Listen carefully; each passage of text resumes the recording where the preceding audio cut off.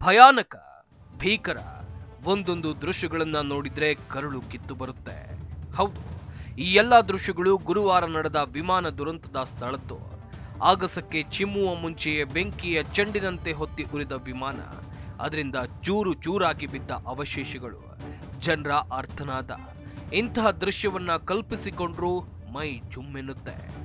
ಹೀಗೆ ಗುಜರಾತ್ನ ಅಹಮದಾಬಾದ್ನಲ್ಲಿ ಏರ್ ಇಂಡಿಯಾ ವಿಮಾನ ಪತನಗೊಂಡು ಬರೋಬ್ಬರಿ 265 ಮಂದಿ ಜೀವವನ್ನು ಕಳೆದುಕೊಂಡಿದ್ದಾರೆ.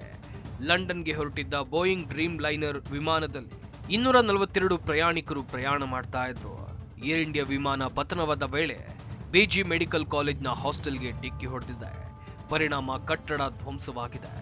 ಇದರಿಂದ ಹಾಸ್ಟೆಲ್ನ ಡೈನಿಂಗ್ ಹಾಲ್ನಲ್ಲಿ ಊಟಕ್ಕೆ ಕುಳಿತಿದ್ದ ವಿದ್ಯಾರ್ಥಿಗಳ ಪೈಕಿ 24 ವಿದ್ಯಾರ್ಥಿಗಳು ದಾರುಣವಾಗಿ ಮೃತಪಟ್ಟಿದ್ದಾರೆ. ಇದಿಷ್ಟೇ ಅಲ್ಲದೆ ಸಾಕಷ್ಟು ಮಂದಿ ಗಾಯಗೊಂಡು ಆಸ್ಪತ್ರೆ ಪಾಲಾಗಿದ್ದಾರೆ. ಅಹಮದಾಬಾದ್ನಿಂದ ಲಂಡನ್ನ ಗ್ವಾಟ್ವಿಕ್ಗೆ ಹೋಗ್ತಾ ಇದ್ದ ಏರ್ ಇಂಡಿಯಾ 171 ವಿಮಾನ ಟೇಕ್ ಆಫ್ ಆದ ಕೇವಲ 5 ನಿಮಿಷದಲ್ಲಿ ಪತನಗೊಳ್ತು. ವಿಮಾನದಲ್ಲಿ 10 ಮಂದಿ ಸಿಬ್ಬಂದಿ, 2 ಪೈಲಟ್ ಸೇರಿದಂತೆ 242 ಜನರು ಈ ವಿಮಾನದಲ್ಲಿದ್ದರು. ಈ ಪೈಕಿ 241 ಮಂದಿ ಸಾವನ್ನಪ್ಪಿದ್ದಾರೆ. ವಿಮಾನದಲ್ಲಿ 169 ಭಾರತೀಯರು, 53 ಬ್ರಿಟಿಷ್ ಪ್ರಜೆಗಳು, 7 ಪೋರ್ಚುಗೀಸ್, 1 ಕೆನಡಾ ಪ್ರಯಾಣಿಕ ಇದ್ರು. ಇನ್ನು ಘಟನೆ ಬೆನ್ನಲ್ಲೇ ಕೇಂದ್ರ ಗೃಹ ಸಚಿವ ಅಮಿತ್ ಶಾ ದುರ್ಘಟನಾ ಸ್ಥಳಕ್ಕೆ ಭೇಟಿ ನೀಡಿ ಪರಿಶೀಲನೆಯನ್ನು ನಡೆಸಿದ್ರು. ಬಳಿಕ ದುರಂತದ ಬಗ್ಗೆ ಮಾಹಿತಿ ನೀಡಿದ ಅವರು, ಏರ್ ಇಂಡಿಯಾ ವಿಮಾನ 171 ಅಪಘಾತಕ್ಕೀಡಾಗಿದೆ. ಘಟನೆಯಿಂದ ಇಡೀ ದೇಶ ಆಘಾತಕ್ಕೊಳಗಾಗಿದೆ. ದೇಶ ಸಂತ್ರಸ್ತ ಕುಟುಂಬಗಳೊಂದಿಗೆ ನಿಂತಿದೆ ಅಂತ ಹೇಳಿದ್ದಾರೆ. ಆದ್ರೆ ಈಗ ಇದಕ್ಕೆ ಕಾರಣ ಹುಡುಕುವ ಕೆಲಸವಾಗ್ತಾ ಇದೆ. ಈ ಬಗ್ಗೆ ಬಾಬಾ ರಾಮದೇವ್ ಸ್ಫೋಟಕ ಮಾಹಿತಿಯನ್ನ ಕೊಟ್ಟಿದ್ದಾರೆ. ಹಲವಾರು ಕನಸುಗಳನ್ನ, ತಮ್ಮವರನ್ನ ಭೇಟಿಯಾಗುವ ಆಸೆ ಹೊತ್ತು ಬಾನೆತ್ತರದಲ್ಲಿ ಹಾರ್ತಾ ಇದ್ದ ಮುಗ್ಧ ಜೀವಗಳು ಈ ದುರಂತದಲ್ಲಿ ಪ್ರಾಣವನ್ನ ಕಳ್ಕೊಂಡಿವೆ. ವಿಮಾನ ಪತನದ ಭೀಕರ ದೃಶ್ಯವನ್ನ ನೋಡಿದಾಗ ಎದೆ ಚೆಲ್ಲೆನ್ನುತ್ತೆ. ವಿಮಾನ ಪತನಕ್ಕೂ ಮೊದಲು ಸಾವು ಕಣ್ಣು ಮುಂದೆ ಬಂದಾಗ ವಿಮಾನದ ಒಳಗಿದ್ದ ಪ್ರಯಾಣಿಕರು ಹಾಗೂ ಪೈಲಟ್ಗಳ ಅಸಹಾಯಕ ಪರಿಸ್ಥಿತಿ ಹೇಗಿರಬೇಕು ಹೇಳಿ. ಹೀಗೆ ವಿಮಾನ ಪತನಕ್ಕೂ ಮೊದಲು ಕೊನೆಯ ಕ್ಷಣದಲ್ಲಿ ವಿಮಾನದ ಒಳಗೆ ಏನೆಲ್ಲ ನಡೆದಿರಬಹುದು, ಹೀಗೆ ಊಹಿಸಿಕೊಂಡಾಗ ಭಯಾನಕ ಎನ್ನಿಸುತ್ತೆ. ಇತ್ತೀಚೆಗೆ ಅಹಮದಾಬಾದ್ನಲ್ಲಿ ಸಂಭವಿಸಿದ ಏರ್ ಇಂಡಿಯಾ ವಿಮಾನ ದುರಂತ ನಿಜಕ್ಕೂ ಆಕಸ್ಮಿಕವೇ ಅಥವಾ ಅದನ್ನ ಯಾರಾದರೂ ಉದ್ದೇಶಪೂರ್ವಕವಾಗಿ ಮಾಡಿದ್ದಾರಾ? ಇಂಥ ಪ್ರಶ್ನೆಗಳು ಜನಸಾಮಾನ್ಯರಲ್ಲಿ ಮೂಡೋದು ಸಹಜ. ಇದಕ್ಕೆ ಪುಷ್ಟಿ ನೀಡುವಂತೆ ಬಾಬಾ ರಾಮದೇವ್ ಒಂದು ಹೇಳಿಕೆಯನ್ನು ಕೊಟ್ಟಿದ್ದಾರೆ. ಅದು ನಿಜಕ್ಕೂ ಎಲ್ಲರೂ ಆಲೋಚಿಸುವಂತೆ ಮಾಡಿದೆ. ಬಾಬಾ ರಾಮದೇವ್ ಮಾಧ್ಯಮಗಳ ಜೊತೆಯಲ್ಲಿ ಮಾತನಾಡುವಾಗ ಅದರಲ್ಲಿ ಅವರು ಕೆಲವು ಕುತೂಹಲಕಾರಿ ವಿಚಾರಗಳನ್ನ ಮಂಡಿಸಿದ್ದಾರೆ.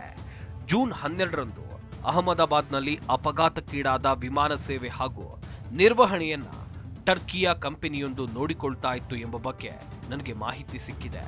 ಅದು ನಿಜವೇ ಆಗಿದ್ರೆ ಈ ಅಪಘಾತದ ಹಿಂದೆ ದೊಡ್ಡದಾದ ಷಡ್ಯಂತ್ರ ಇದ್ದಿರಬಹುದು ಎನ್ನಿಸುತ್ತೆ.